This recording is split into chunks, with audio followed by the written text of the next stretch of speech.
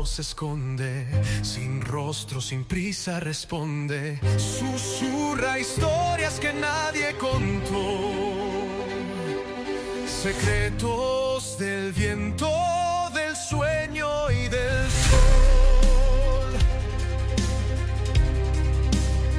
Narrador silente, el relato comienza.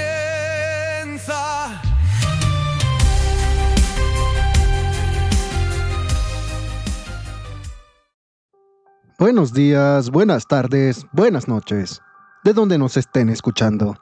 Es un gusto tenerlos de vuelta en este podcast llamado Narrador Silente.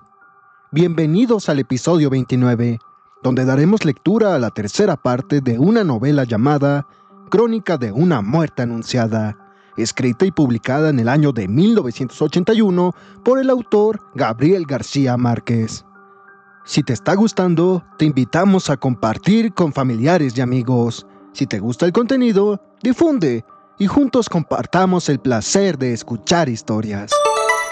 La novela está basada en un asesinato real, y Gabriel García Márquez conocía al verdadero asesino. El autor era amigo de uno de los hermanos que cometió el crimen, y el caso lo impactó profundamente desde joven. Es por ello que la historia fue reconstruida 30 años después. Gabriel García Márquez entrevistó a testigos y familiares del caso real décadas después para escribir la novela, lo cual se refleja en el estilo de investigación periodística de la obra.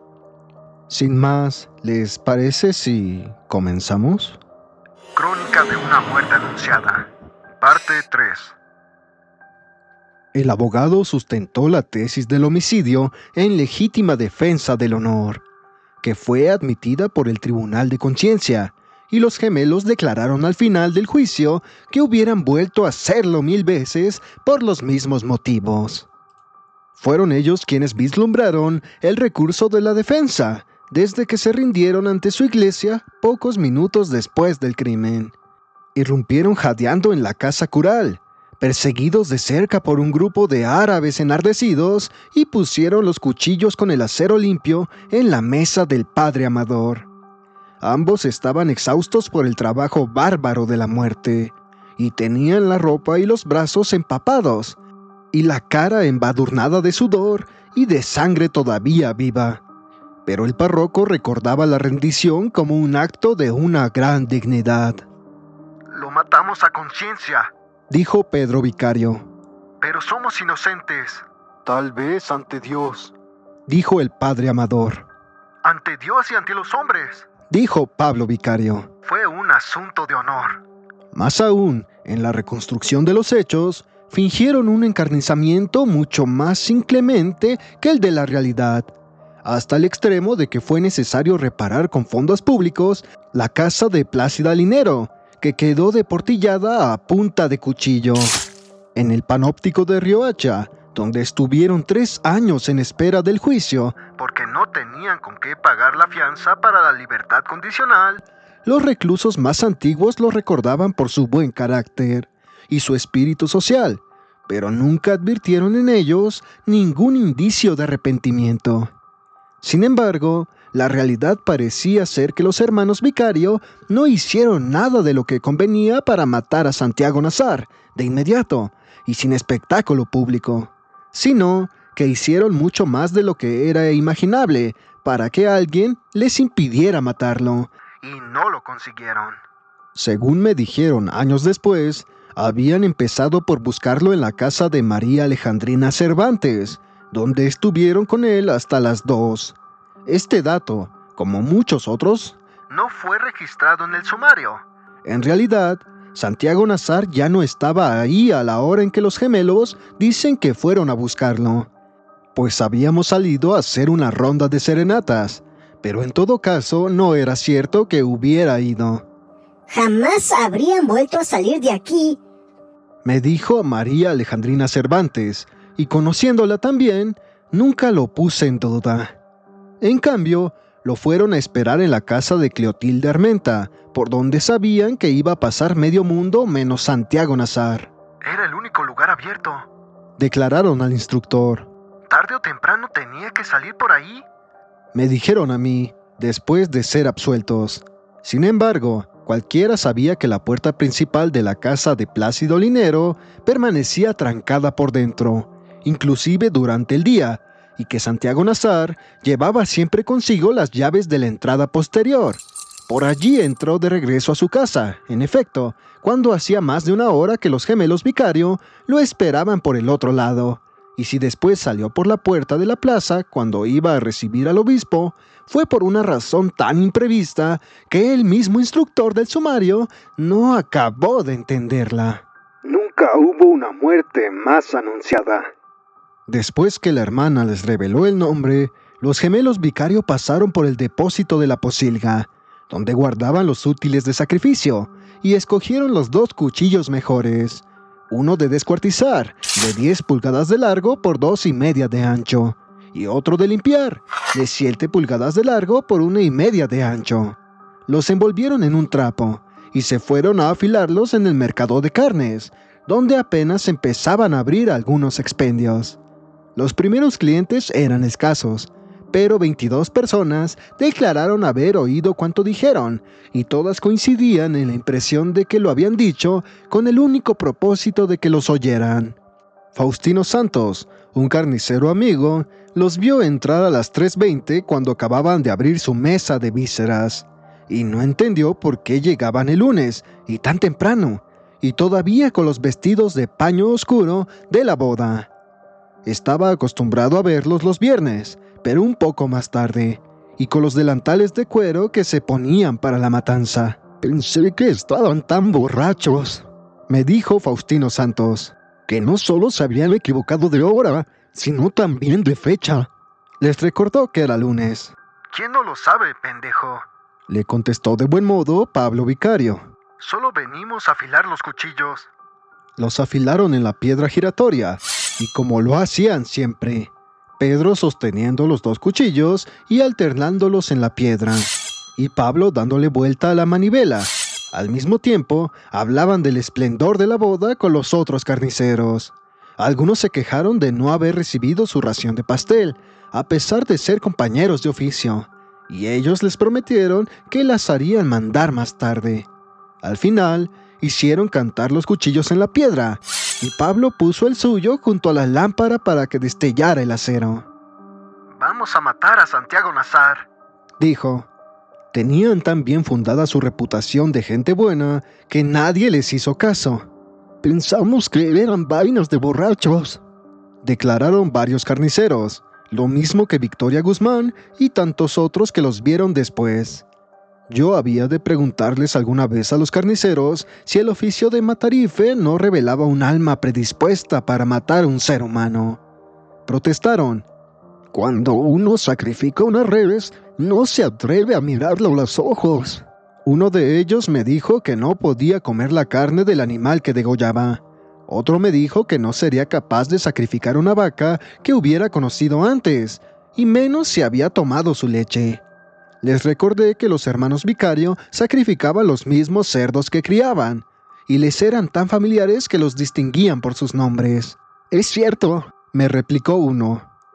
«Pero fíjese que no les ponían nombres de gente, sino de flores». Faustino Santos fue el único que percibió una lumbre de verdad en la amenaza de Pablo Vicario, y le preguntó en broma por qué tenían que matar a Santiago Nazar, habiendo tantos ricos que merecían morir primero. «Santiago Nazar sabe por qué», le contestó Pedro Vicario. Faustino Santos me contó que se había quedado con la duda, y se lo comunicó a un agente de la policía que pasó poco más tarde a comprar 1 libra de hígado para el desayuno del alcalde. El agente, de acuerdo con el sumario, se llamaba Leandro Pornoy, y murió el año siguiente por una cornada de toro en la yugular durante las fiestas patronales. De modo que nunca pude hablar con él, pero Clotilde Armenta me confirmó que fue la primera persona que estuvo en su tienda cuando ya los gemelos Vicario se habían sentado a esperar. Clotilde Armenta acababa de reemplazar a su marido en el mostrador. Era el sistema habitual. La tienda vendía leche al amanecer y víveres durante el día, y se transformaba en cantina desde las 6 de la tarde. Clotilde Armenta la abría a las 3:30 de la madrugada. Su marido, el buen don Rogelio de la Flor, se hacía cargo de la cantina hasta la hora de cerrar. Pero aquella noche hubo tantos clientes descarriados de la boda que se acostó pasada las 3 sin haber cerrado. Y ya Clotilde Armenta estaba levantada más temprano que de costumbre, porque quería terminar antes de que llegara el obispo. Los hermanos Vicario entraron a las 4:10. A esa hora solo se vendían cosas de comer, pero Clotilde Armenta les vendió una botella de aguardiente, de caña, no solo por el aprecio que les tenía, sino también porque estaba muy agradecida por la porción de pastel de boda que le habían mandado. Se bebieron la botella entera con 2 largas tragantadas, pero siguieron impávidos. Estaban pasmados Me dijo Clotilde Armenta. y ya no podían levantar presión ni con petróleo de lámpara. Luego se quitaron las chaquetas de paño, las colgaron con mucho cuidado en el espaldar de las sillas y pidieron otra botella. Tenían la camisa sucia de sudor seco y una barba del día anterior que les daba un aspecto montuno. La segunda botella se la tomaron más despacio, sentados, mirando con insistencia hacia la casa de Plácida Linero, en la acera de enfrente, cuyas ventanas estaban apagadas. La más grande del balcón era del dormitorio de Santiago Nazar. Pedro Vicario le preguntó a Clotilde Armenta si había visto luz en esa ventana, y ella le contestó que no, pero le pareció un interés extraño. ¿Le pasó algo? Preguntó. nada. Le contestó Pedro Vicario. No más que lo andamos buscando para matarlo. Fue una respuesta tan espontánea que ella no pudo creer que fuera cierta, pero se fijó en que los gemelos llevaban 2 cuchillos de matarife envueltos en los trapos de cocina. ¿Y se puede saber por qué quieren matarlo tan temprano? Preguntó. Él sabe por qué. Contestó Pedro Vicario. Clotilde Armenta los examinó en serio. Los conocía tan bien que podía distinguirlos, sobre todo después de que Pedro Vicario regresó del cuartel. Parecían 2 niños. Me dijo, y esa reflexión la asustó, pues siempre había pensado que solo los niños son capaces de todo. Así que acabó de preparar los trastos de la leche y se fue a despertar a su marido para contarle lo que estaba pasando en la tienda. Don Rogelio de la Flor la escuchó medio dormido. No seas pendeja. Le dijo. Esos no matan a nadie, y menos a un rico. Cuando Clotilde Armenta volvió a la tienda, los gemelos estaban conversando con el agente Leandro Pornoy, que iba por la leche del alcalde. No oyó lo que hablaron, pero supuso que algo habían dicho de sus propósitos, por la forma en que observó los cuchillos al salir. El coronel Lázaro Aponte se había levantado un poco antes de las 4. Acababa de afeitarse cuando el agente Leandro Pornoy le reveló las intenciones de los hermanos Vicario. Había resuelto tantos pleitos de amigos la noche anterior que no se dio ninguna prisa por uno más. Se vistió con calma, se hizo varias veces hasta que le quedó perfecto el corbatín de mariposa y se colgó en el cuello el escapulario de la congregación de María para recibir al obispo, mientras desayunaba con un guiso de hígado cubierto de anillos de cebolla. Su esposa le contó muy excitada que Bayardo San Román había devuelto a Ángela Vicario, pero él no lo tomó con igual dramatismo. Dios mío, Se burló. ¿qué va a pensar el obispo? Sin embargo, antes de terminar el desayuno, recordó lo que le acababa de decirle el ordenanza, junto a las 2 noticias, y descubrió de inmediato que casaban exactas como 2 piezas de un acertijo. Entonces fue a la plaza por la calle del Puerto Nuevo, cuyas casas empezaban a revivir por la llegada del obispo. Recuerdo con seguridad que eran casi las 5 y empezaba a llover. Me dijo el coronel Lázaro Aponte. En el trayecto, 3 personas lo detuvieron para contarle en secreto que los hermanos Vicario estaban esperando a Santiago Nazar para matarlo. Pero solo uno supo decirle dónde. Los encontró en la tienda de Clotilde Armenta. Cuando los vi pensé que eran puras bravuconadas. me dijo con su lógica personal. Porque no estaban tan borrachos como yo creía. Ni siquiera los interrogó sobre sus intenciones, sino que les quitó los cuchillos y los mandó a dormir. Los trataba con la misma complacencia de sí mismo con que había sorteado la alarma de la esposa. Imagínense, les dijo. ¿Qué va a decir el obispo si los encuentra en ese estado? Ellos se fueron. Clotilde Armenta sufrió una desilusión más con la ligereza del alcalde, pues pensaba que debía arrestar a los gemelos hasta esclarecer la verdad. El coronel Aponte le mostró los cuchillos como un argumento final. Ya no tienen con qué matar a nadie, dijo. No es por eso. Dijo Clotilde Armenta. Es para librar a esos pobres muchachos del horrible compromiso que les ha caído encima. Pues ella lo había intuido. Tenía la certidumbre de que los hermanos Vicario no estaban tan ansiosos por cumplir la sentencia como por encontrar a alguien que les hiciera el favor de impedírselo. Pero el coronel Aponte estaba en paz con su alma. No se detiene a nadie por sospechas, dijo. Ahora es cuestión de prevenir a Santiago Nazar. ¡Y feliz año nuevo! Clotilde Armenta recordaría siempre que el talante rechoncho del coronel Aponte le causaba una cierta desdicha. Y en cambio, yo le evocaba como un hombre feliz. Aunque un poco trastornado por la práctica solitaria del espiritismo aprendido por correo. Su comportamiento de aquel lunes fue la prueba terminante de su frivolidad. La verdad es que no volvió a acordarse de Santiago Nazar hasta que lo vio en el puerto, y entonces se felicitó por haber tomado la decisión justa. Los hermanos Vicario le habían contado sus propósitos. A más de 12 personas. Que fueron a comprar leche, y éstas los habían divulgado por todas partes antes de las 6. A Clotilde Armenta le parecía imposible que no se supiera en la casa de enfrente. Pensaba que Santiago Nazar no estaba allí, pues no había visto encenderse la luz del dormitorio, y a todo el que pudo le pidió prevenirlo donde lo vieran. Se lo mandó a decir inclusive al padre Amador, con la novicia de servicio que fue a comprar leche para las monjas. Después de las 4, cuando vio luces en la cocina de la casa de Plácida Linero, le mandó el último recado urgente a Victoria Guzmán, con la pordiosera que iba todos los días a pedir un poco de leche por caridad. Cuando bramó el buque del obispo, casi todo el mundo estaba despierto para recibirlo, y éramos muy pocos quienes no sabíamos que los gemelos Vicario estaban esperando a Santiago Nazar para matarlo. Y se conocía además el motivo con sus pormenores completos. Clotilde Armenta no había acabado de vender la leche cuando volvieron los hermanos Vicario con otros 2 cuchillos envueltos en periódicos. Uno era de descuartizar, con una hoja oxidada y dura de 12 pulgadas de largo por 3 de ancho, que había sido fabricado por Pedro Vicario con el metal de una cegueta, en una época en que no vendían cuchillos alemanes por causa de la guerra. El otro era más corto, pero ancho y curvo.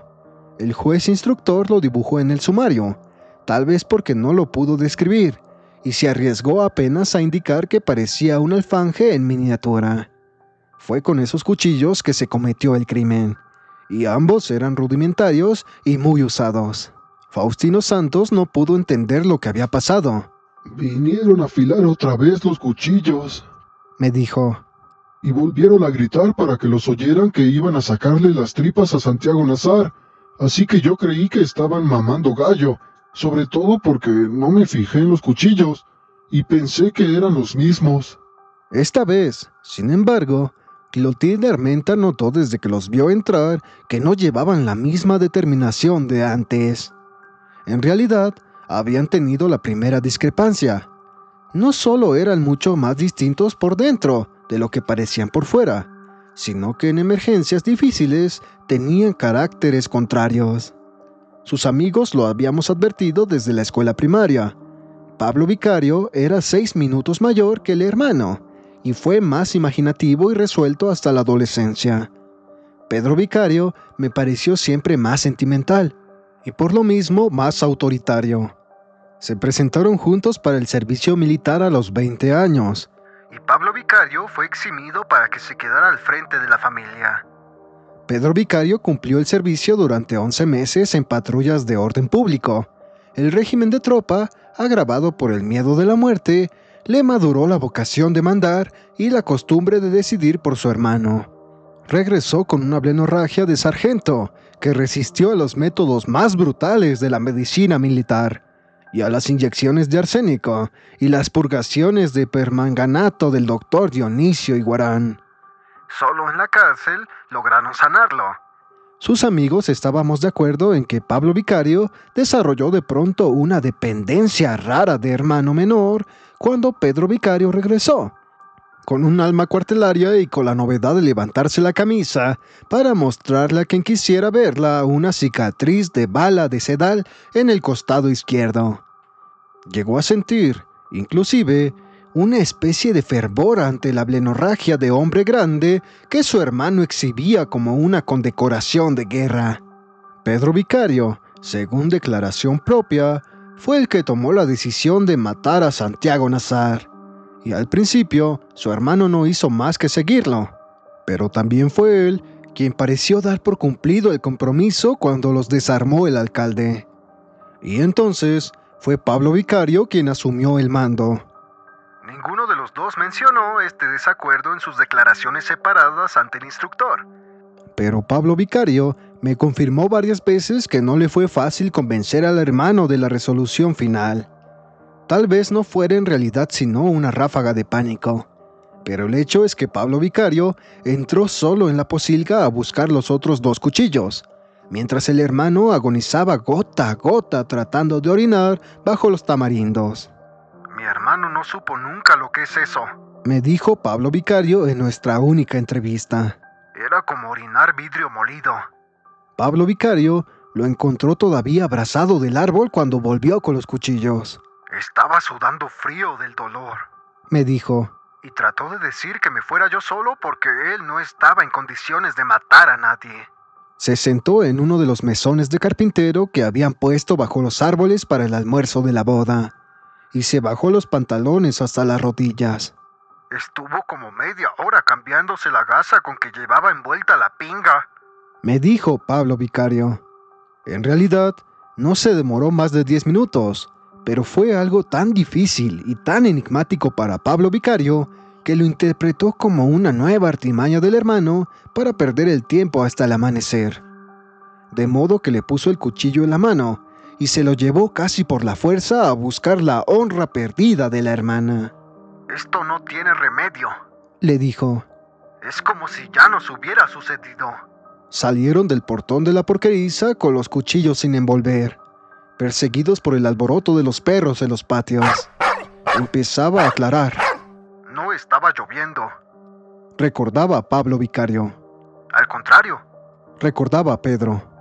Había viento de mar y todavía las estrellas se podían contar con el dedo. La noticia estaba entonces tan bien repartida que Hortensia Baute abrió la puerta justo cuando ellos pasaban frente a su casa, y fue la primera que lloró por Santiago Nazar. Pensé que ya lo habían matado, me dijo. Porque vi los cuchillos con la luz del poste y me pareció que iban chorreando de sangre. Una de las pocas casas que estaban abiertas en esas calles extraviadas era la de Prudencia Cortés, la novia de Pablo Vicario. Siempre que los gemelos pasaban por ahí a esa hora, y en especial los viernes cuando iban para el mercado, entraban a tomar el primer café. Empujaron la puerta del patio, acosados por los perros que los reconocieron en la penumbra del alba, y saludaron a la madre de Prudencia Cortés en la cocina. Aún no estaba el café. Lo dejamos para después, dijo Pablo Vicario. Ahora vamos deprisa. Me lo imagino, hijos, dijo ella. El honor no espera. Pero de todos modos esperaron. Y entonces fue Pedro Vicario quien pensó que el hermano estaba perdiendo el tiempo a propósito. Mientras tomaban el café, Prudencia Cortés salió a la cocina en plena adolescencia con un rollo de periódicos viejos para animar la lumbre de la hornilla. Yo sabía en qué andaban, me dijo. Y no solo estaba de acuerdo, sino que nunca me hubiera casado con él si no cumplía como hombre.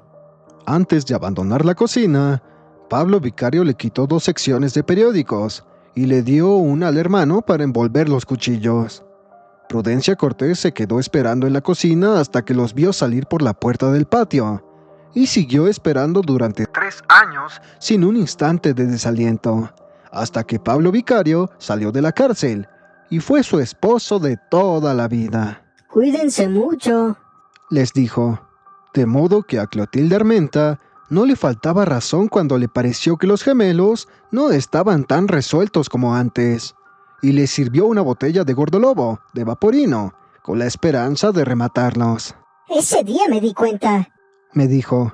de lo solas que estamos las mujeres en el mundo. Pedro Vicario le pidió prestado los utensilios de afeitar de su marido, y ella le llevó la brocha, el jabón, el espejo de colgar y la máquina con la cuchilla nueva. Pero él se afeitó con el cuchillo de destazar. Clotilde Armenta pensaba que eso fue el colmo del machismo. Parecía un matón de cine. Me dijo, Sin embargo, él me explicó después, y era cierto, que en el cuartel había aprendido a afeitarse con navaja bárbara, y nunca más lo pudo hacer de otro modo. Su hermano, por su parte, se afeitó del modo más humilde, con la máquina prestada de don Rogelio de la Flor. Por último, se bebieron la botella en silencio, muy despacio, contemplando con el aire lelo de los amanecidos la ventana, apagada en la casa de enfrente, mientras pasaban clientes fingidos comprando leche, sin necesidad y preguntando por cosas de comer que no existían, con la intención de ver si era cierto que estaban esperando a Santiago Nazar para matarlo. los hermanos Vicario no verían encenderse esa ventana. Santiago Nazar entró a su casa a las 4:20, pero no tuvo que encender ninguna luz para llegar al dormitorio porque el foco de la escalera permanecía encendido durante la noche. Se tiró sobre la cama en la oscuridad y con la ropa puesta, Pues solo le quedaba 1 hora para dormir. y así lo encontró Victoria Guzmán cuando subió a despertarlo para que recibiera al obispo. Habíamos estado juntos en la casa de María Alejandrina Cervantes, Hasta pasadas las 3.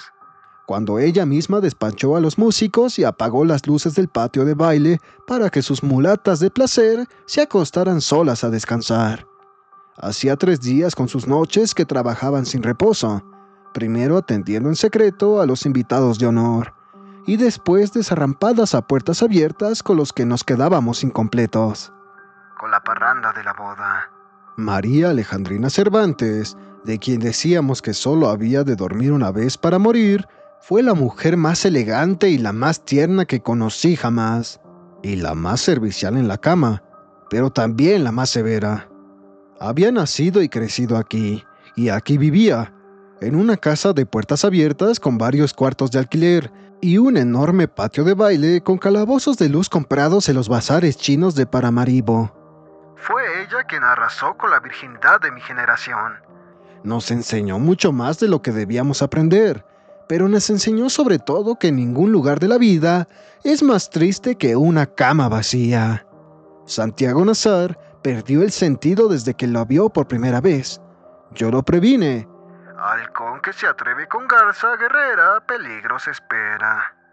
Pero él no me oyó, aturdido por los silbos quiméricos de María Alejandrina Cervantes.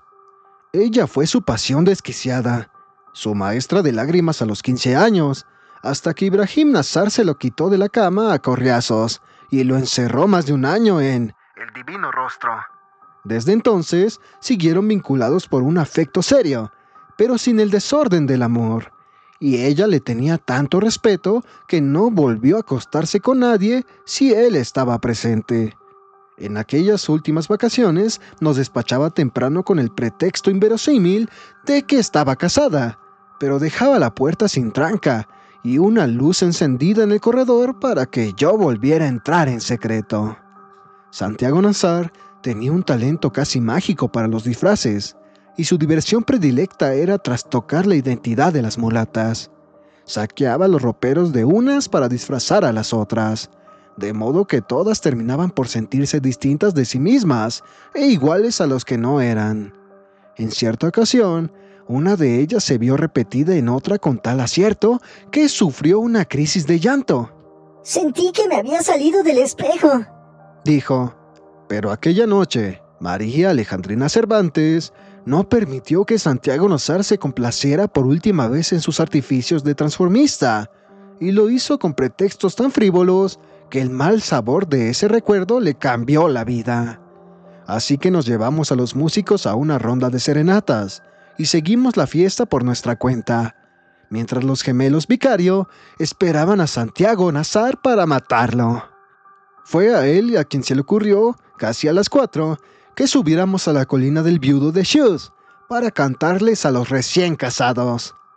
No solo les cantamos por las ventanas, sino que tiramos cohetes y reventamos petardos en los jardines. Pero no percibimos ni una señal de vida dentro de la quinta. No se nos ocurrió que no hubiera nadie, sobre todo porque el automóvil nuevo estaba en la puerta, todavía con la capota plegada y con las cintas de raso y los macizos de azares de parafina que les habían colgado en la fiesta. Mi hermano Luis Enrique, que entonces tocaba la guitarra como un profesional, improvisó en honor de los recién casados una canción de equívocos matrimoniales. Hasta entonces no había llovido. Al contrario, la luna estaba en el centro del cielo y el aire era diáfano, y en el fondo del precipicio se veía el reguero de luz de los fuegos fatuos en el cementerio. Del otro lado se divisaban los sembrados de plátanos azules bajo la luna, las ciénegas tristes y la línea fosforescente del Caribe en el horizonte. Santiago Nazar, que se había hundido con un cargamento de esclavos de Senegal frente a la boca grande de Cartagena de Indias, no era posible pensar que tuviera algún malestar de la conciencia. Aunque entonces no sabía que la efímera vida matrimonial de Ángela Vicario había terminado 2 horas antes. Bayardo San Román la había llevado a pie a casa de sus padres para que el ruido del motor no delatara su desgracia antes de tiempo. Y estaba otra vez solo, y con las luces apagadas en la quinta feliz del viudo de Shoes. Cuando bajamos la colina, mi hermano nos invitó a desayunar con pescado frito en las fondas del mercado, Pero Santiago Nazar se opuso. porque quería dormir 1 hora hasta que llegara el obispo. Se fue con Cristo Bedoya por la orilla del río, bordeando los tambos de pobres que empezaban a encenderse en el puerto antiguo. Y antes de doblar la esquina, nos hizo una señal de adiós con la mano. Fue la última vez que lo vimos. Cristo Bedoya, con quien estaba de acuerdo para encontrarse más tarde en el pueblo, lo despidió en la entrada posterior de su casa. Los Pedros le ladraban por costumbre cuando los sentían entrar, pero él los apaciguaba en la penumbra con el campanilleo de las llaves. Victoria Guzmán estaba vigilando la cafetera en el fogón cuando él pasó por la cocina hacia el interior de la casa. Blanco, Lo llamó.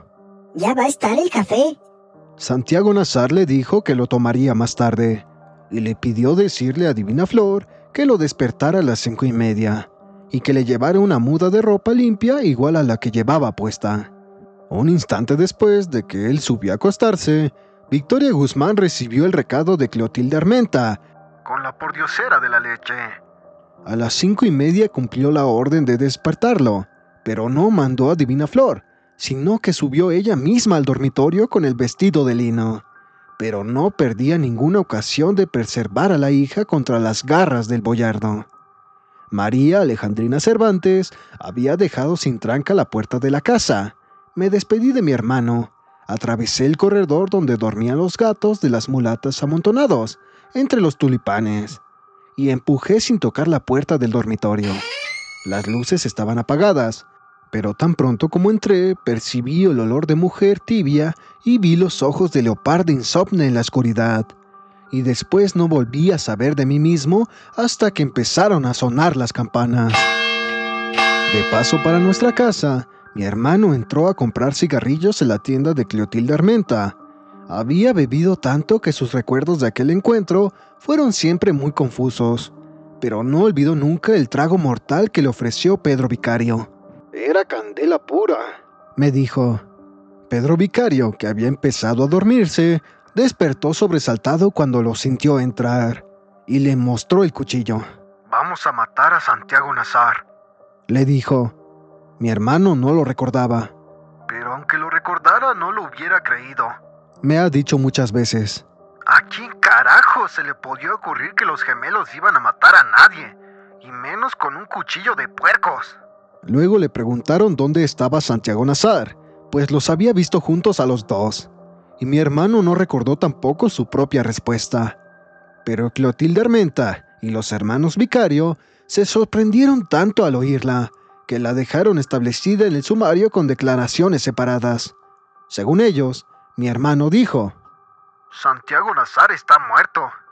Después impartió una bendición episcopal, tropezó en el petril de la puerta y salió dando tumbos. En medio de la plaza se cruzó con el padre Amador. Iba para el pueblo con sus ropas de oficiar, seguido por un acólito que tocaba la campanilla, y varios ayudantes con el altar para la misa campal del obispo. Al verlos pasar, los hermanos vicarios se santiguaron. Clotilde Armenta me contó que habían perdido las últimas esperanzas cuando el párroco pasó de largo frente a su casa. Pensé que no había recibido mi recado, dijo. Sin embargo, el padre Amador me confesó muchos años después, retirado del mundo de la tenebrosa casa de salud de Calafell, que en efecto había recibido el mensaje de Clotilde Armenta y otros más perentorios, mientras se preparaba para ir al puerto. La verdad es que no supe qué hacer, me dijo. Lo primero que pensé fue que no era un asunto mío, sino de la autoridad civil, pero después resolví decirle algo de pasada a Plácida Linero. Sin embargo, cuando atravesó la plaza, lo había olvidado por completo. Usted tiene que entenderlo, me dijo. Aquel día desgraciado llegaba el obispo.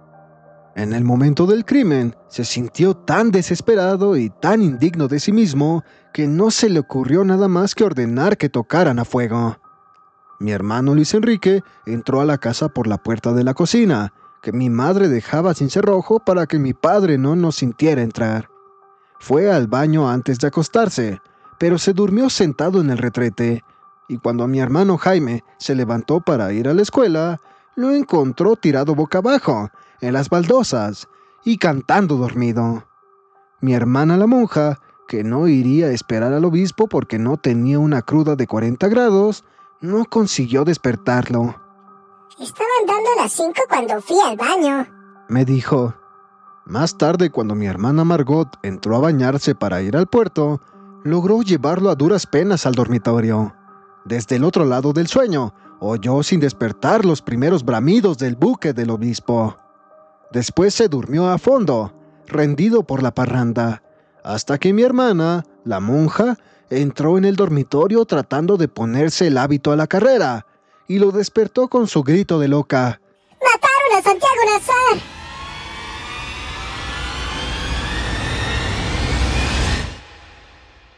Y así concluimos la tercera parte de esta novela llamada Crónica de una muerte anunciada, escrita y publicada en el año de 1981 por el autor Gabriel García Márquez. No te olvides de suscribirte, dale clic a la campanita, no te pierdas de más contenido. Sin más, no queda más que decir que buenos días, buenas tardes, buenas noches. Adiós, narrador silente.